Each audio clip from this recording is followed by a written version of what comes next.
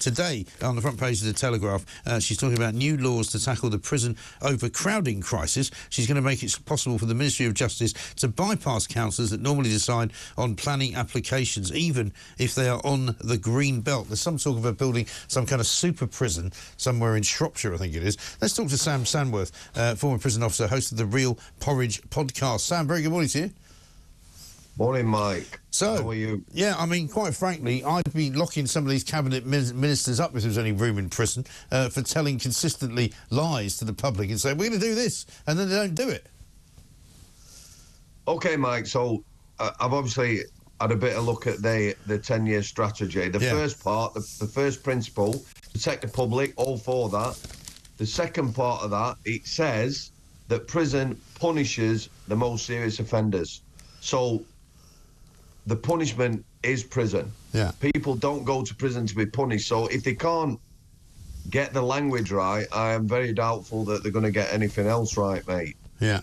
Well, that's the trouble. And I mean, aside from whatever the planning problems are, and aside from, you know, the difficulty in actually finding people to physically build places, because apparently we haven't got enough bricklayers, we haven't got enough builders, haven't got enough plasterers or anything like that. Even if they could build a new prison by 2031, you're talking sort of 7 years away. Meanwhile, we've got overcrowding at the moment. What can you tell me about what's inside prisons right now? You know, how overcrowded are they? Because I keep hearing that one of the reasons why we don't have enough room is because we don't have enough sharing going on. There's not enough prisoners actually sharing cells with other prisoners. Well, yeah, that was a thing.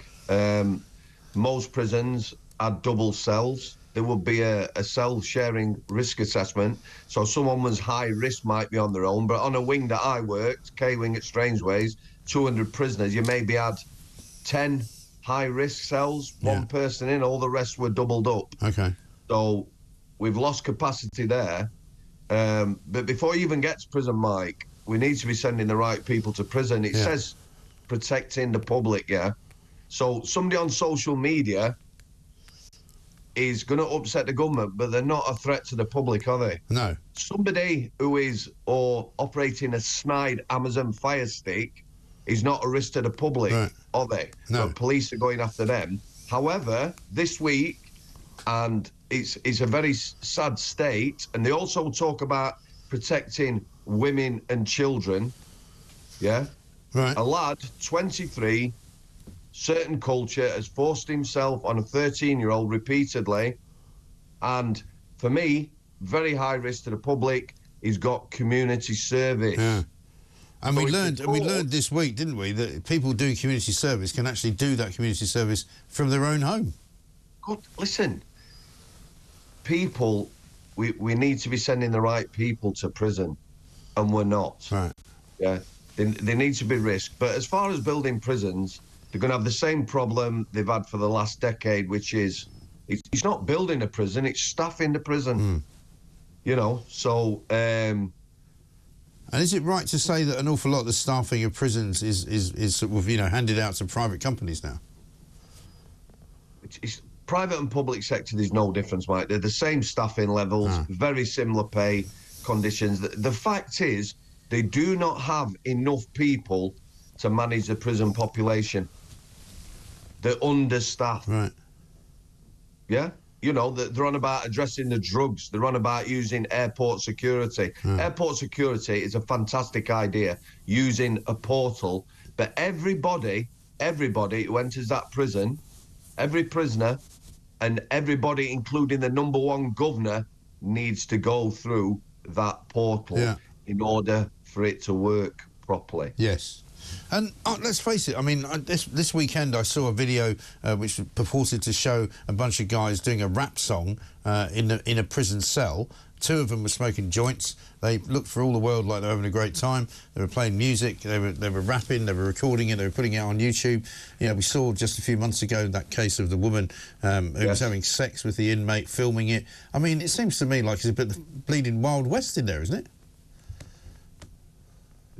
Probably not far wrong there, Mike. The problem is that, like I say, very young, inexperienced workforce. The prison service itself needs to do a realistic employment strategy. They need to, for me, for a start, they need to raise the age of a prison officer. Yeah. You know, they've had 18, 19, 20, 21. Make it 25 and do a proper recruitment. Show people what it's really like in prison. I've seen recruitment videos that are all, you can change people's lives. Oh, and yeah. It's fantastic. Tell people what it's really like. Right. Show them and put them in there. But you need more staff so the basics don't get done. Right. Searching. Drugs are rife. You know, we're going back to the 70s and 80s where prisoners are locked up all day. Yeah. Now, the public might want that. However, it becomes a very sort of violent place. There's definitely no rehabilitation. Right. And it's a dangerous place to work. So, and what are we like compared to other countries, say, in Europe? For me, we're very backwards. You know, we had the Strangeways riots, April 1st, 1990. Yeah. People who were in prison who I've met then said the prison system changed for the better. You could see it. Right. Yeah. After and the now, riots. yeah, because, you know, they were more, we started treating people properly and not like animals. Yeah. You know, if you treat people like animals, they're going to behave like animals. True.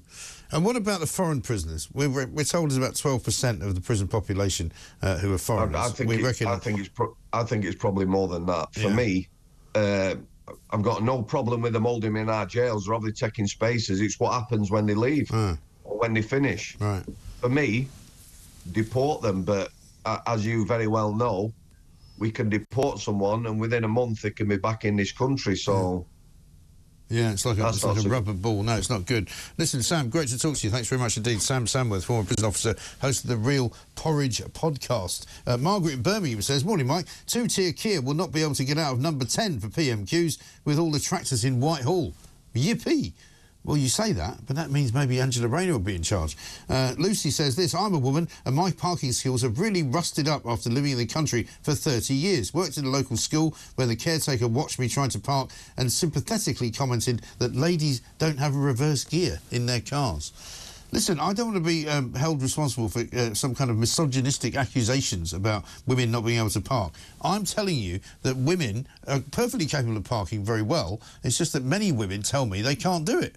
That's all. I'm just reporting what I get told. I'm not saying that I've witnessed over the years women can't park. That would be wrong. That's not what I'm saying at all. And in fact, we're going to speak to a driving instructor, Kevin Field, coming up shortly. I don't know if he's the same driving instructor that we had who called in once and he was in the middle of a lesson and he said to us, we decided to pull over into a lay-by so I could call you up. Listen, driving is something most of us do at least every week, if not every day. And a lot of women tell me they struggle with parking. It's as simple as that. I'm not telling you that, therefore, all men are brilliant parkers and all women are not. I'm just saying that that's the empirical evidence that I have at my disposal. Prove me wrong, call me up and tell me you're the greatest parker of all time, right? And you're a woman. Possibly. This is Talk.